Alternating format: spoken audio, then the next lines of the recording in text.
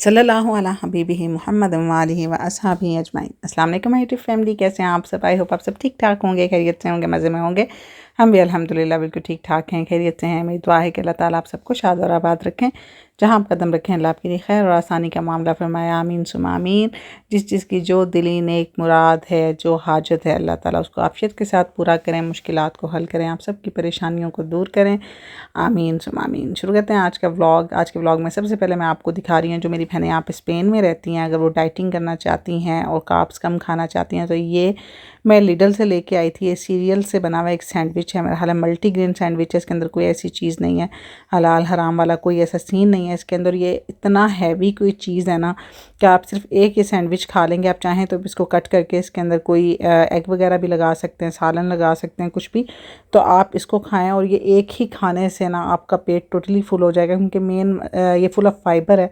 और fibre protein में पहले भी काफ़ी दफ़ा आपको बता चुकी हूँ, खाने का मेन मकसद यही होता है कि आपका पेट जो है ना वो फुल हो जाए और आपको बार बार भूख ना लगे। तो ये जो चीज़ है ना, ये सैंडविच जो है ये आपकी भूख को बड़े अच्छे से कंट्रोल करेगा और आपकी डाइटिंग को ईजी कर देगा। तो अगर आप लेना चाहते हैं तो ये सीरियल सैंडविच आपको लिडल से मिल जाएगा बहुत ईजीली। मैं इस दफ़ा लेके आई हूँ and I will try it. उसके बाद आज के ब्लॉग में क्या होगा, हमने जाना है हाइकर के बाल कटवाने। वीकेंड था और उस काफ़ी दिन से वो कह रही थी कि मैंने कटिंग करवानी है, तो ये भी मेरी रिकमेंडेशन है जो कोई बार्सिलोना में है। तो ये जो पैरेलल में जहाँ से मैं बाल कटवाती हूँ, कि हमें पाकिस्तानियों का ना ये थोड़ा सा बड़ा होता है कि कैंची अच्छी होनी चाहिए। मतलब कुछ लोगों के हाथ में बड़ा फ़र्क होता है कि वो बाल काटते हैं तो बाल बड़ी जल्दी जल्दी बढ़ना शुरू हो जाते हैं, बाल पतले हों तो हैवी हो जाते हैं।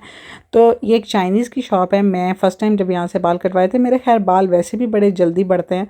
मेरे शायद जीन्स में क्या इशू है कि मैं जितने भी कटवा लूँ तो मेरे वापस 1 साल के अंदर अंदर उतरे हो जाते हैं। लेकिन मैंने अपने हाइका के भी बाल कटवाए थे और वो भी इतनी रैपिडली, आप देख सकते हैं इसके बाल यहाँ तक कमर से नीचे जा रहे थे। और ये 1 साल पहले मैंने इसके अच्छे खासे छोटे बाल करवाए थे। तभी हम फिर उसी चाइनीज़ की शॉप पे जा रहे हैं। तो ये भी मेरी रिकमेंडेशन है कि अगर आप कटवाना चाहते हैं बाल, और कोशिश किया करें कि अभी तो इसको तो ज़िद चढ़ी हुई थी हाइका को कि बाल इसने भी कटवाना है, वरना चांद की पहली तारीखों में जिन लोगों के बाल नहीं बढ़ते ना, वो चांद की पहली तारीखों में बाल कटवाया करें। मतलब पहली चांद की तारीख हो गई, दूसरी में, तो इससे ये होता है कि जैसे जैसे चांद बढ़ता है ना, वैसे वैसे आपके बाल बढ़ते हैं। और इसको मैंने खुद नोटिस किया हुआ है कि जब चांद की पहली तारीखों में बाल काटो ना, तो उसके बाद जैसे जैसे चांद की ग्रोथ होती है वैसे वैसे आपके बाल बढ़ते हैं और हैवी होते हैं। तो जिनके बाल पतले हैं या हैवी नहीं होते या बाल बढ़ते नहीं हैं, तो उनके लिए बड़ी अच्छी टिप है। उसके अलावा जो बार्सिलोना में आए तो वो ये पैरेलल आके ये जो चाइनीज़ वाली शॉप है ना, यहाँ से बाल कटवाएँ। इसके बालों में ना बड़ा अच्छा, कोई इसका हाथ बड़ा अच्छा है कि बाल ना बड़ी जल्दी बढ़ते हैं और बाल बड़े अच्छे रहते हैं। और ये इतनी अच्छी कटिंग करता है, बस 5 से 10 मिनट में आप उसको कोई भी हेयर स्टाइल निकाल के दे दो तो ये आपको बाल काट के दे देगा।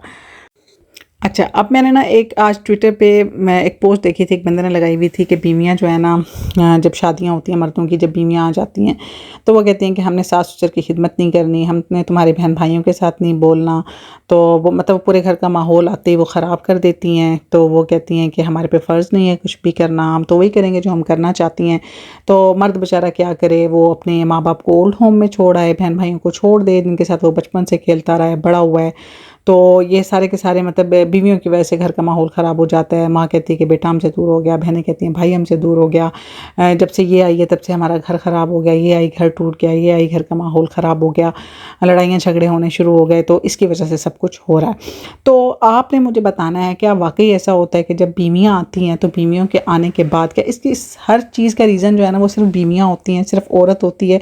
मैं खैर इसको अगले व्लॉग में शेयर करूँगी, मेरे पास काफ़ी सारी बातें करने को, लेकिन पहले आप अपनी राय दें और आप बताएं क्या वाकई ऐसा है कि जैसे ही शादी होती है तो बीवियों के आने के फ़ौरन बाद ही, चाहे वो आपका अपना घर हो, आपके भाइयों की बीवियाँ हो या आप खुद बीवी बन के किसी के घर में गए हों, तो क्या ख़्याल है आपका कि बीवियाँ जो हैं वाकई आते सार घर तोड़ देती हैं, या फिर ये पहले से ही इख्तलाफात चल रहे होते हैं जिनको जो बाद में इन्हेंस हो जाते हैं, जो बाद में बढ़ जाते हैं, जो बाद में खुल के सामने आ जाते हैं और उसके बाद ये सारा रीज़न होता है?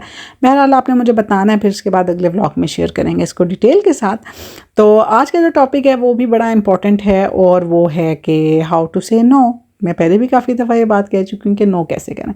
अब हमारी फैमिलीज़ में ना बहुत सारे लोग ऐसे होते हैं, मेरी अपनी फैमिली में है, मेरे अब्बा जी उन्होंने सारी ज़िंदगी मतलब अपने बहन भाइयों पे सारी ज़िंदगी, मतलब कहना नहीं चाहिए, मतलब अम्मा मेरी यही कहती थी कि मेरे हाथ में कुछ नहीं होता था, मेरे अब्बू ने सारी ज़िंदगी बाहर गुजारी और सारा कुछ पहले मेरे दादा अब्बू संभालते थे, फिर अब्बू खुद तो बाहर होते थे तो ज़ाहिर है उनके भाई सारी रिस्पॉन्सिबिलिटी, तो अम्मा के पास तो कुछ होता नहीं था, सिर्फ खर्चे के पैसे होते थे। तो वो सब का सब कहाँ गया किधर गया, तक कि मेरे अब्बू बहुत उम्दा पोस्ट पे थे एज अ सिविल इंजीनियर। आज से मतलब आप सोचें कि मैं अपनी एज नहीं बता सकती, वरना आज से इतने साल पहले अब्बू मेरे अच्छे खासे सिविल इंजीनियर सऊदी अरेबिया में, और उस टाइम अब्बू कहते हैं मेरी 5 से 6 लाख उस टाइम पे, इतने साल पहले, तो उस टाइम पे अब्बू की 5 से 6 लाख पे होती थी।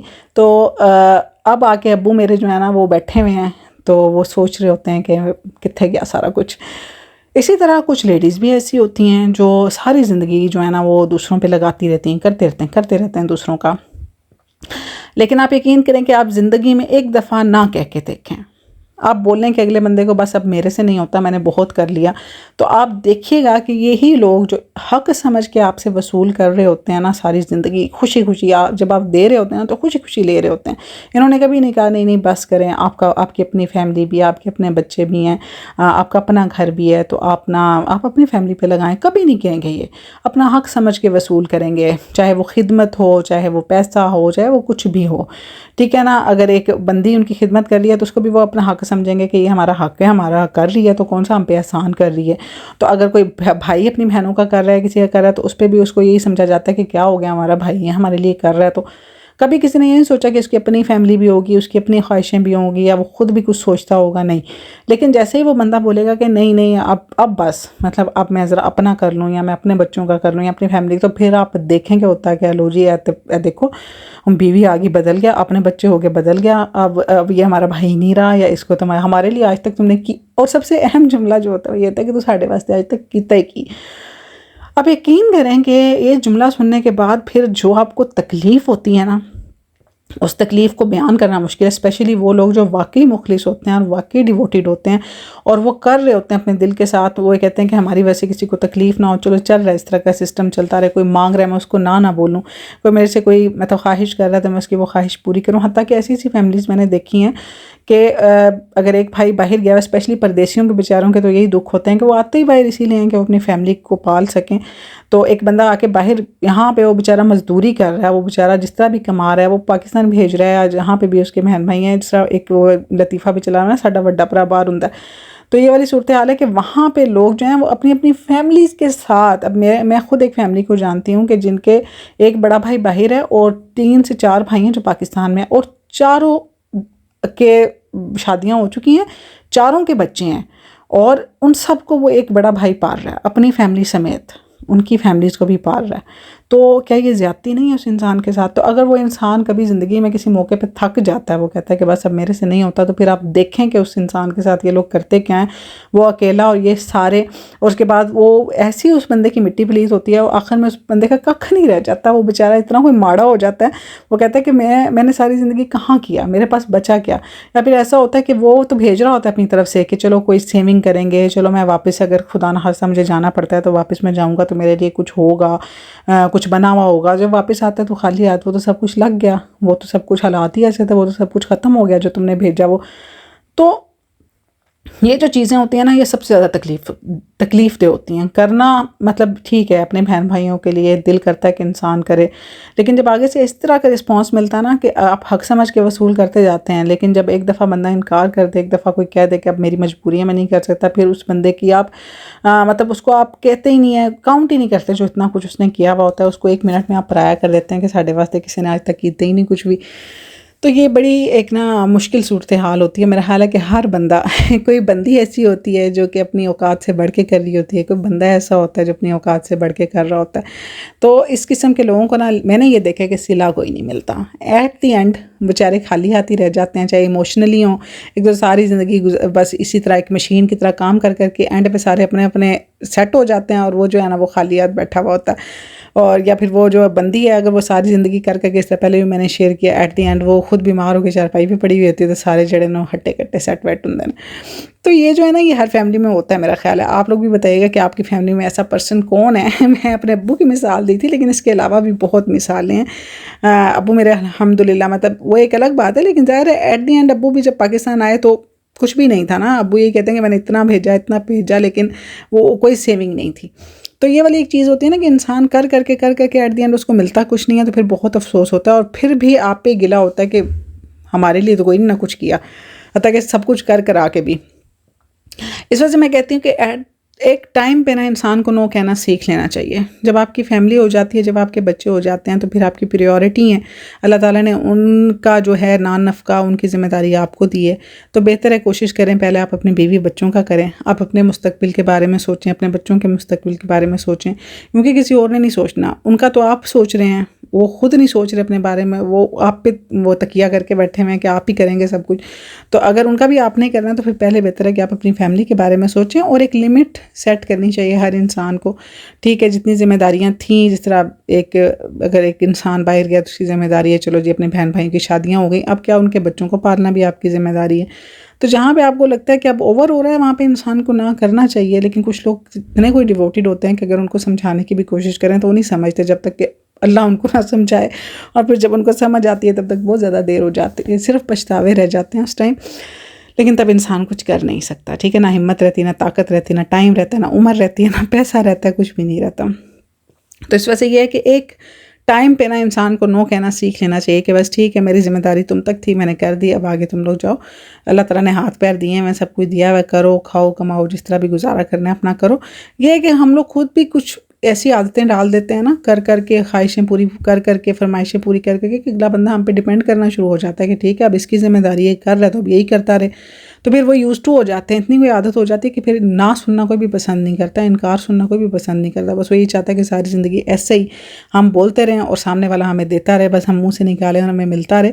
तो फिर ये ज़िंदगी बड़ी मुश्किल हो जाती है। ना तो आप सारी ज़िंदगी किसी के लिए कुछ कर सकते हैं, बहुत मुश्किल होता है, ठीक है ना। ये सिर्फ अल्लाह का ही काम है, अल्लाह ताला ही नवाज सकता है इंसान को। तो ये है कि हर इंसान को अपने हाथ पैर हिलाने चाहिए और दूसरों को ये है कि अपने ऊपर डिपेंड ना करें, डिपेंडेंट ना करें। दूसरों को कहें कि ठीक है जी बस मैं इतना कर सकता हूँ, आगे से तुम करो। अगर आप टाइम पे ना कहना सीख लेंगे, टाइम पे सामने वाले को बताना सीख लेंगे, तो आपको इतनी ज़्यादा मुश्किल से, इतनी ज़्यादा परेशानी से नहीं गुजरना पड़ेगा। क्योंकि मैंने यही देखा है कि मिलता कुछ नहीं है, आखिर में आप सब कुछ करके भी, सब कुछ गंवा के भी हमें सुनने को यही मिलना है कि साढ़े वास्ते किसी ने कुछ नहीं किया, हमने तो जो किया अपने बलबूते पे किया, या फिर जो हमें मिला वो हमारा हक था, हम पे किसी ने एहसान नहीं किया। तो इस वजह से ऐसे जुमले सुनने से बेहतर है कि इंसान टाइम पे कुछ लिमिट सेट कर ले और उन लिमिट से आगे ना जाए और नहीं किसी को जाने दे, तभी ज़िंदगी आसान हो सकती है। उसके अलावा तो और कोई रास्ता नहीं है। तो आप भी मुझे बताइएगा कमेंट बॉक्स में कि आपकी फैमिली में ऐसा कौन है, क्या आप हैं या कोई और है, या फिर जो मैंने बातें की उससे आप मुत्तफिक हैं या नहीं हैं। तो बस जनाब, हमने खाना वगैरह खाया, उसके बाद हम वॉक करने आ गए थे बाहर, क्योंकि अब गर्मियाँ आ गई हैं, मौसम खुल गया है, तो वॉक करने को दिल चाहता है। तो हम लोग भी हैवी हो गए थे बिरयानी शिरयानी खा के, तो मैंने सोचा कि चलें वॉक शॉक करते हैं। हमारे घर के पास ही है एक बना हुआ पार्क छोटा सा, इसमें बच्चों के छोटा सा पार्क है और वॉकिंग ट्रैक है। तो यहाँ पे हम आ गए थे, बच्चों ने खेलना कूदना स्टार्ट किया, एंजॉय किया, उसके बाद बस घर चले गए हम। तो आई होप आपको आज की वीडियो पसंद आई होगी। पसंद आई लाइक करें, कमेंट बॉक्स में कमेंट करें, चैनल को सब्सक्राइब करें, वीडियो को आगे भी शेयर कर दिया करें और मुझे मेरी फैमिली को अपनी दुआओं में ज़रूर याद रखा करें, क्योंकि मैं भी आप सबको अपनी दुआओं में इसी तरह याद रखती हूँ। और बस वॉक शॉक करते हैं और मिलते हैं नेक्स्ट वीडियो में। तब तक रखिएगा अपना ढेर सारा ख्याल। अल्लाह हाफिज़।